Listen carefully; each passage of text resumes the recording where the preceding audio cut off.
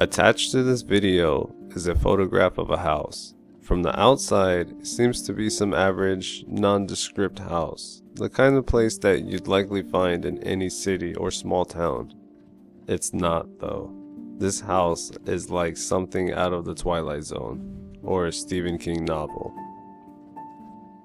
I lived in this house when I was 11 to 12 years old. That was between 1993 and 94. My room was the one above the porch with the double window.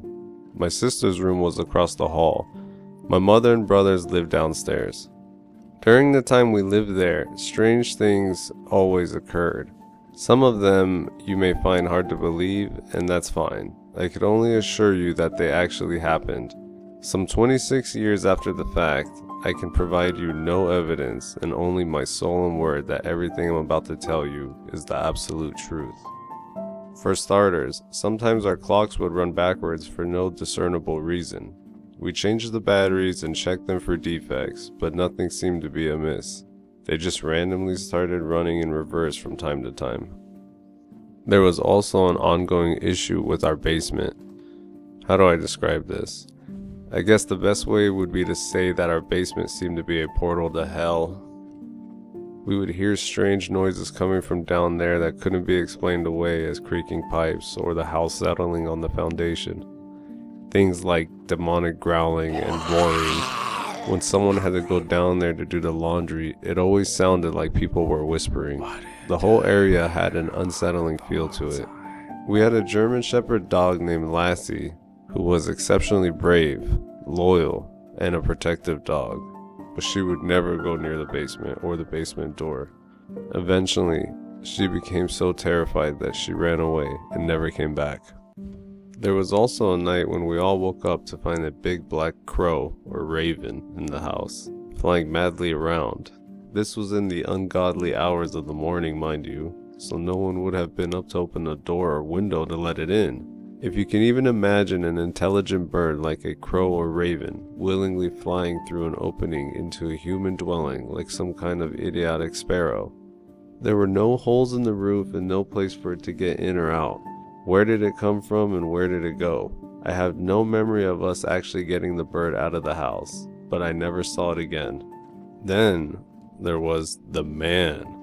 At the back of the house was a hallway that led off the dining room and past the kitchen towards the lower floor bedrooms. The twins, mere toddlers at the time, had their nursery in the rearmost room on the left. They would sit back there and have conversations with someone that none of us could see. They referred to this person as simply the man. The man seemed to enjoy keeping the boys company, but he was anything but benign. One day, while the rest of us were at school, my mom had the twins in their high chairs, feeding them lunch. When she stepped away to do something, there was a crash and the sound of screaming.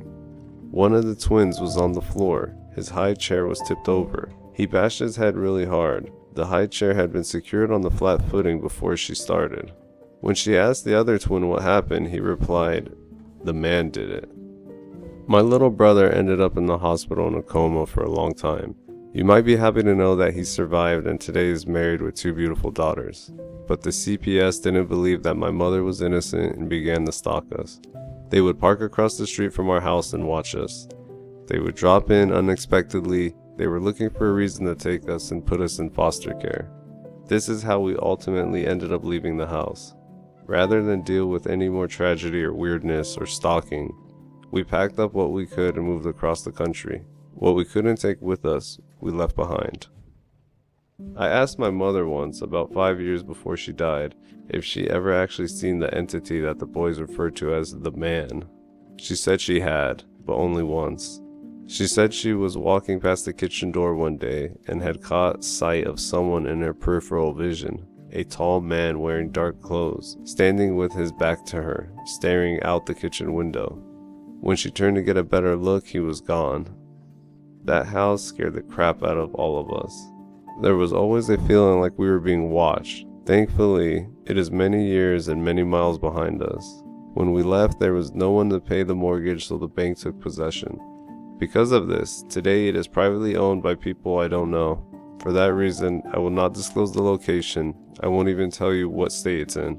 If you're ever unfortunate enough to stumble upon it, however, I advise you to keep walking. Don't stop to look, because if you stop to take a look at this place, there's likely something you can't see staring back at you.